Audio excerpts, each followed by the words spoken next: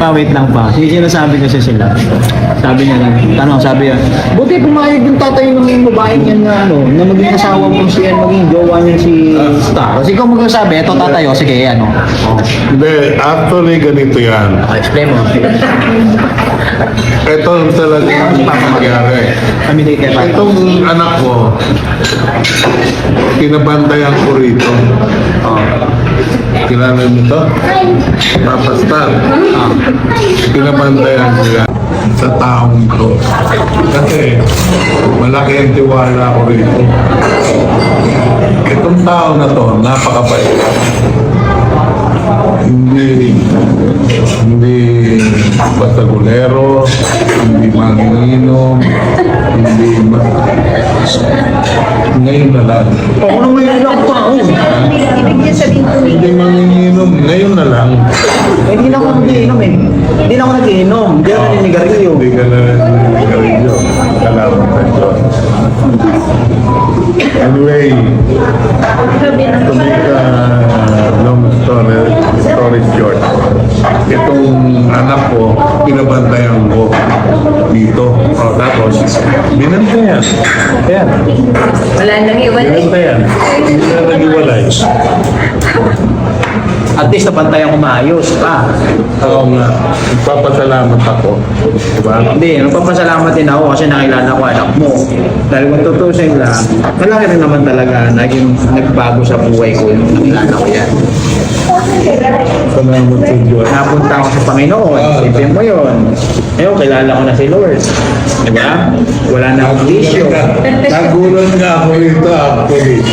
Dahil marunong na siyang tumingin sa Panginoon. Ayun. At actually, hindi mo kagulat-gulat. Kasi alam kong darating siya sa sitwasyon na yun. Dahil itong anak ko, Christian. Ngayon, alam nyo na. Ha? Alam nyo na kung bakit. Okay? Ayan na tatay, Tanong kayo ng tanong, Ako ang tatay. Ayan ang tatay, Siya tunay na anak, hindi ako. Okay? Ang gulo niya. Kamukha ko ba to? Hindi ka naman kamukha. Ito kamukha ko. Yan. Ito, hindi ko kamukha. Ayan, alam nyo na. Kulit ng kulit eh. No, mami? Ayan. At ako'y taus-pusong nagpapasalamat sa iyo dahil binantayan mo ng gusto yung anak ko. Ha? Salamat ka muna sa lahat ng bumoto ng agimat pala.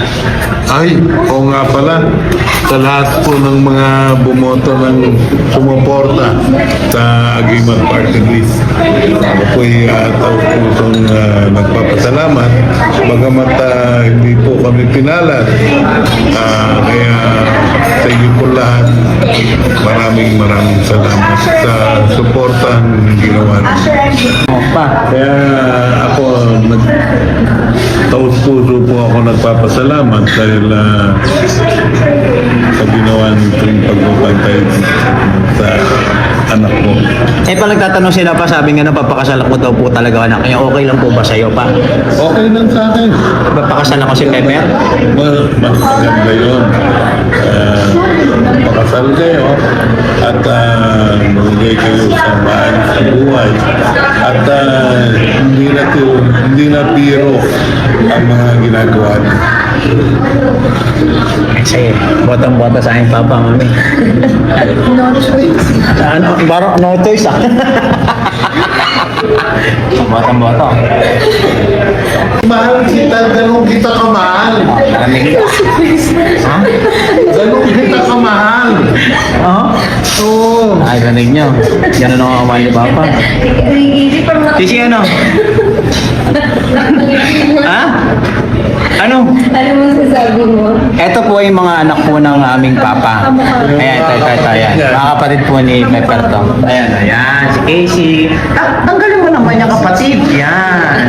Tapos yan po isa. Yan po yung aming bunso. Ayun, pakita mo si Ate Kat. Hi, Kat. Ito bunso. Yan. Hindi, ito may bunso. Sabi namin. Yan. Angel.